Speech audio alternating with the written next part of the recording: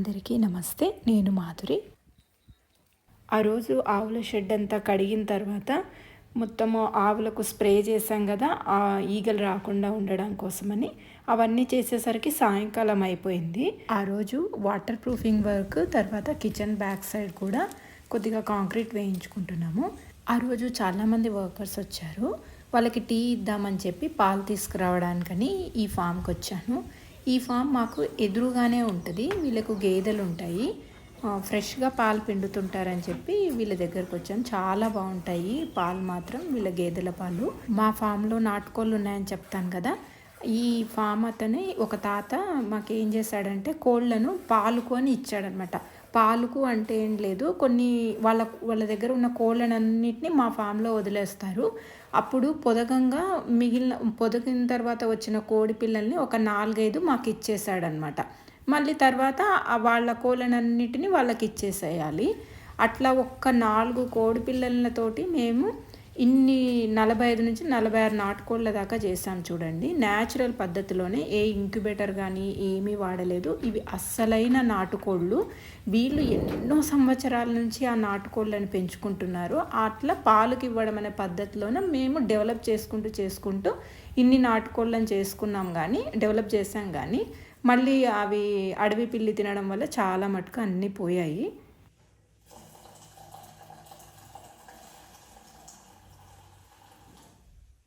అందరికీ టీ చేస్తున్నాను అనమాట ఆ రోజు సాయంకాలం. మా కిచెన్ బ్యాక్ సైడ్ మీకు ఎప్పుడు చూపిస్తుంటాను కదా, ఆ కిచెన్ బ్యాక్ సైడ్ ఏంటంటే అంత చిందరవందరగా ఉండేది. ఇట్లా నీట్గా బ్రిక్స్ వేసుకొని మళ్ళీ దాంట్లో ఎర్రమట్టి అన్నీ ఫిల్ చేసుకొని మొక్కల కోసం సపరేట్గా చేసుకున్నాము. మళ్ళీ తర్వాత ఆ రోజు మీకు జేసీబీతో మా కిచెన్ బ్యాక్ సైడ్ మొత్తం లెవెల్ చేస్తున్నాము అని చూపించాను కదా. మట్టి లెవెల్ చేసిన తర్వాత మేము నడుస్తున్నప్పుడు కాలు బాగా లోపలికి దిగిపోతుంది అనమాట. అందుకోసం అని చెప్పి ఈ కొంచెం చిన్న పార్ట్ కిచెన్ బ్యాక్ సైడ్ కొద్దిగా కూర్చోవడానికి బాగుంటుంది కదా అని చెప్పి లక్ష్మీనారాయణకి అక్కడ కూర్చోవాలి అని ఇష్టము. బాగుంటుంది ప్రశాంతంగా చెట్ల మధ్యలో అని చెప్పేసి.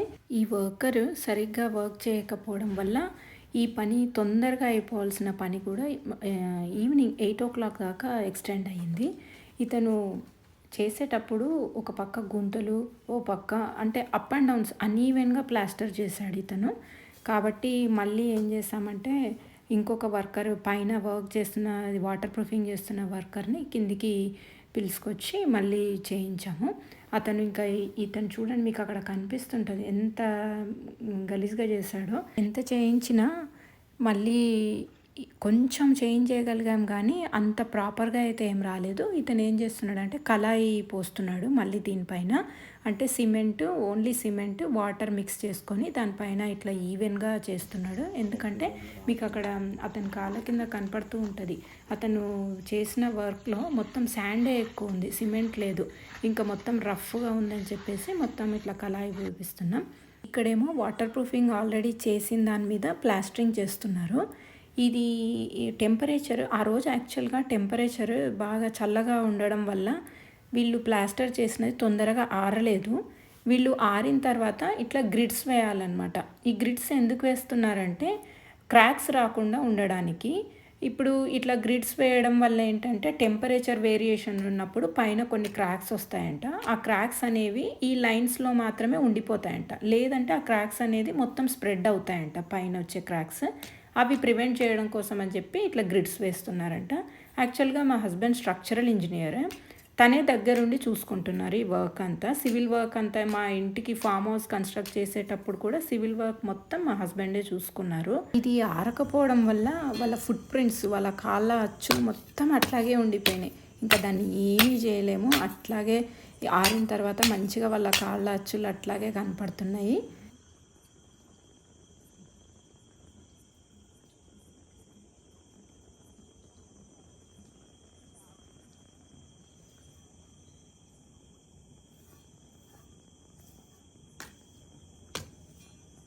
వీళ్ళ వర్క్ అంతా అయిపోయేసరికి ఆ రోజు నైట్ 8:30 అయింది.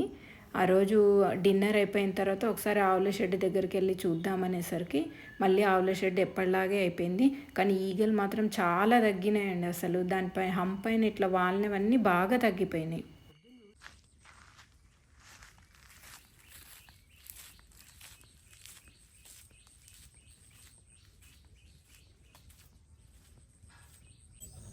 ఉదయం లేచి ఒకసారి చెక్ చేస్తున్నాను ఈగలు ఏమైనా ఎక్కువ ఉన్నాయా లేదా అని. ఈగలు మాత్రం బాగా ఒక 50-60% అయితే కంట్రోల్ అయితే అయ్యాయి. పొద్దున్నే నేను కషాయం చేసుకుందామని చెప్పి జామాకు కోసం అని వచ్చి ఒకసారి మళ్ళీ ఆవుల షెడ్ని కూడా చెక్ చేస్తున్నాను. ఎందుకంటే మేము ఇవాళ మార్నింగే వెళ్ళిపోతున్నాము మళ్ళీ రిటర్న్ హైదరాబాద్కి.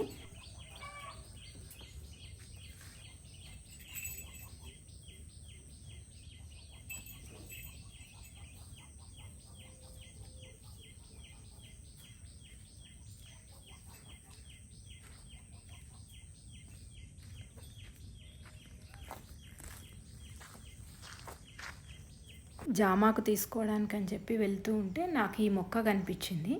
ఇది కొత్తగా ఉంది. ఇది మల్లె మొక్క. యాక్చువల్గా నేను ఎప్పుడు మల్లె చెట్టు నాటనే లేదు, ఎట్లా వచ్చింది ఇది అని చెప్పి నేను అబ్జర్వ్ చేస్తూ ఉన్నాను. నేను ఇంతవరకు ఈ సన్నజాజి మొక్క అనేదే నేను ఇంతవరకు నాటలేదు. అయితే నేను ఎప్పుడు గన్నేరు పువ్వులు తెంపుకోవడానికని ఇక్కడికి వస్తాను, కానీ ఇక్కడ 2 గన్నేరు చెట్లు ఉంటాయి. ఒక గన్నేరు చెట్టు మాత్రమే తెంపుకుంటాను. ఈ గన్నేరు చెట్టుకు ఎప్పుడు పువ్వులు తెంపలేదన్నమాట. నాకు అసలు ఆశ్చర్యంగా అనిపించింది. ఇది ఏం మల్లె చెట్టు అని నేను అడగగానే శ్రీనివాస్ని అడిగితే శ్రీనివాస్ అంటున్నాడు అది అడవి మల్లె అని. అసలు నిజంగా ప్రకృతిలో మనము ఎన్ని ఉంటాయో చూడండి. మనం నాటకున్నా కూడా ఇది సన్నజాజి, ఇది అడవి జాజి అని అంటారంట వీటిని. అసలు పువ్వులు కూడా భలే మంచి వాసన ఉన్నాయి. మనము పొలాన్ని ఎక్కువగా దున్నించకుండా ఉంటే అది ఒక అడవి మాదిరి డెవలప్ అవుతుంది చూడండి. అసలు మల్లె మొక్క అనేది మేము నాటనే లేదు, ఇది అడవి మల్లె అంట. నేను యాక్చువల్లీ ఇంతకుముందు కూడా నేను ఎప్పుడు చూడలేదు. ఇన్ని సంవత్సరాలుగా నేను ఎప్పుడు ఈ మొక్కను చూడనే లేదు. అసలు ఎప్పుడైనా ఇట్లా క్రీపర్ ఒకసారి కనిపించింది, కానీ నేను ఇది దుస్సరితీగా అని అనుకున్నాను, కానీ ఇది మల్లె మొక్క అని అనుకోలేదు. ఆకుని చూసి పువ్వులు వచ్చినప్పుడే నేను అప్పుడు గమనించిన ఇది మల్లె మొక్కలాగా ఉంది అని. ఇంకా జామాకు కూడా తీసుకున్నాను కషాయం కోసమని.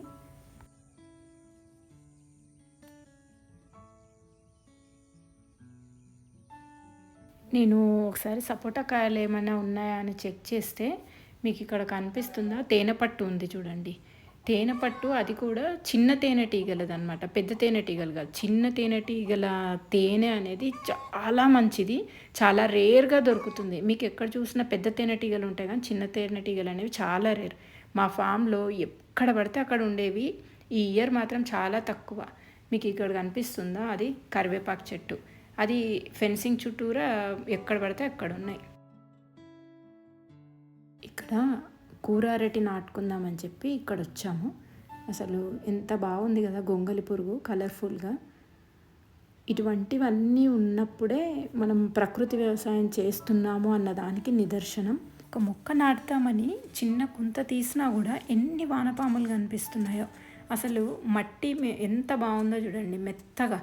అసలు ఇది కూర అరటి నాటుకుందామని ఇక్కడ గుంత తీస్తున్నాము.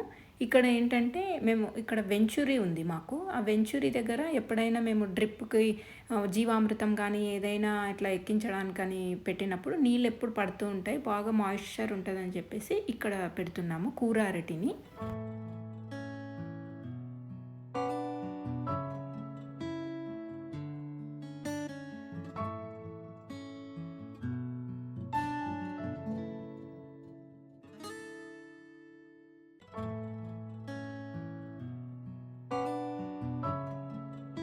నేను మల్చింగ్ చేస్తున్నాను. మొత్తము టేకు ఆకులు ఎక్కడ పడితే అక్కడ ఆకులు పడిపోతుంటాయి కదా, వాటన్నిటిని తీసి దానికి వేస్తున్నాను. చేతిలో చూడండి వానపాములు, ఆ వానపాములను కూడా తీసి దానికే వేసాను. ఇలాంటి ఎండిపోయిన ఆకులు ఇవన్నిటిని వేయడం వల్ల వానపాములకు ఒక మంచి ఆహారాన్ని ఇచ్చిన వాళ్ళం అవుతాము. ఇక్కడ మీకు కనిపిస్తున్నది చింత చెట్టు. మా అమ్మ ఊర్లో చింత చెట్టు ఇట్లా చింతగింజ వేస్తే ఒక బకెట్లో చింత చెట్టు వచ్చిందంట. అట్లాగే పట్టుకొని వచ్చింది ఇంకా చింత చెట్టు వేయమని చెప్పి. చింతగింజ వేస్తే చాలా రోజుల టైం పడుతుంది, చింత చెట్టు వేయమని బకెట్లో ఉన్నది అట్లా పట్టుకొని వస్తే ఇక్కడ ఒక ఫెన్సింగ్ ఒక కార్నర్కి వేసుకుంటున్నాం ఈ చింత చెట్టుని. మా పొలంలో బయోడైవర్సిటీని క్రియేట్ చేయాలన్నదే నా ఆశయం. ఒక ఫుడ్ ఫారెస్ట్ లాగా చేయాలి అన్నదే. అన్ని రకాల మొక్కలు ఉండాలి, ఓన్లీ ఫ్రూట్స్వే కాకుండా ఉట్టి వెజిటబుల్స్నే పెంచుకోవడం కాదు. చూడండి మట్టి ఎక్కడ చూసినా మట్టి మెత్తగా ఉంటుంది. మేము ఈ పొలం కొన్నప్పుడు మొత్తం రాళ్ళతో కూడిన పొలం, అటువంటిది ఇట్లా మెత్తగా అయిపోయింది చూడండి. ముందు రోజు బంతినారు టమాటా నారు కొద్దిగా పెట్టుకున్నాం కదా మా కిచెన్ బ్యాక్ సైడ్, అది మిగిలిపోయింది కొద్దిగా.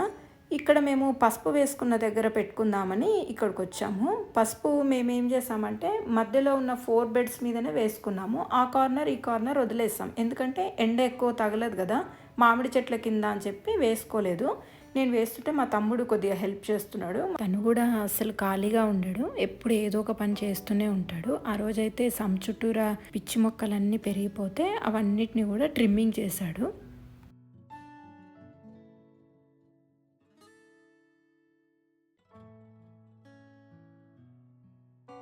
చింత చెట్టు నాటడానికన్నా ముందు నేను బాగా ఎండిన ఆకులను కూడా వేయిస్తున్నాను. అది కూడా కాంపోస్ట్ లాగా అయిపోతుంది, దానికి కూడా మంచి బలంగా ఉంటుందని చెప్పి ఎండిన ఆకులను అన్నింటినీ వేయించి దానిపైన మళ్ళీ చింత చెట్టు నాటిస్తున్నాను నేను.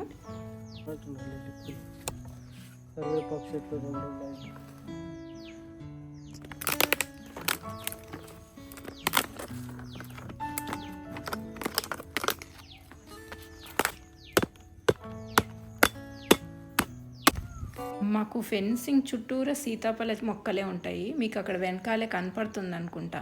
మేము అది న్యాచురల్గా వచ్చిన మొక్కల్ని అట్లాగే వదిలేస్తాం కానీ కొట్టేయము, అంతా అట్లాగే న్యాచురల్గా. చాలా వేప చెట్లు చుట్టూరా, ఫెన్సింగ్ చుట్టూరా వేప చెట్లే ఉన్నాయి, అట్లాగే వదిలేస్తాం మేము వాటిని కూడా.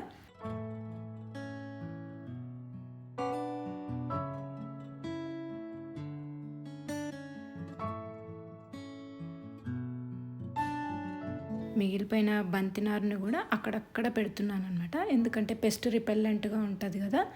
పసుపు పెద్దగా అయిన తర్వాత కూడా ఈ బంతి మొక్కలు అనేవి ఉంటే పురుగు అనేది రాదు అని చెప్పి అక్కడక్కడ పెడుతూ ఉన్నాను.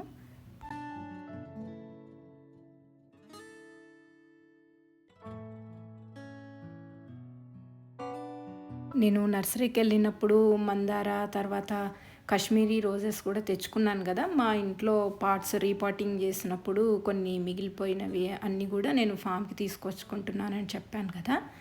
అవన్నీ కూడా మా కిచెన్ బ్యాక్ సైడ్ అంతా మంచిగా మేకోవర్ చేసుకున్నాం కదా మొక్కల కోసం అని చెప్పి.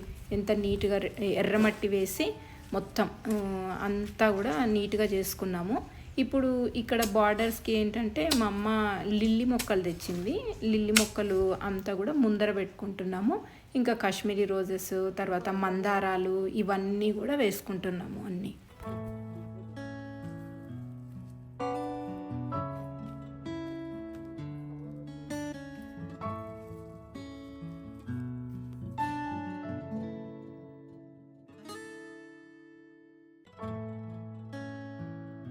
ఇక్కడ ఇంతకుముందు కూడా మందారం నాటాను కానీ ఎందుకో మన సమ్మర్లో చనిపోయింది. మళ్ళీ అదే ప్లేస్లోనే నాటుతున్నాను మందారం. ఇక్కడ మీకు నా ముందర కనిపిస్తున్నదేమో క్రీపర్ రోజ్ కూడా ఉంది, తెల్ల గులాబీ అనమాట. స్టోన్ పిల్లర్ ఉంది కదా అక్కడ, ఆ స్టోన్ పిల్లర్కి పాకించవచ్చు అని చెప్పి అక్కడ వేసుకున్నాం దాన్ని.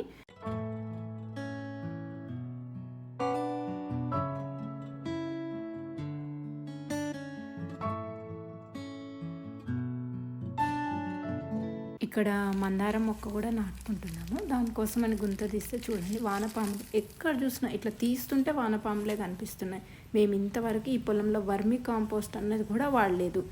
ఈ మామిడి ఆకులు రాలిపోతాయి కదా, రాలిపోయిన తర్వాత కాంపోస్ట్ అయిపోయిన తర్వాత మిగిలిన అవే వర్మీ కాంపోస్ట్ లాగా అయిపోతుంది. చూడండి వానపాములు కూడా ఎక్కడ పడితే అక్కడ ఉన్నాయి. మొక్కలు నాటడం అంతా అయిపోయింది, మళ్ళీ రెడీ అయిపోయి హైదరాబాద్కి వెళ్ళిపోవాలి. మళ్ళీ నా నెక్స్ట్ వీడియోలో కలుద్దాం, అంతవరకు సెలవు.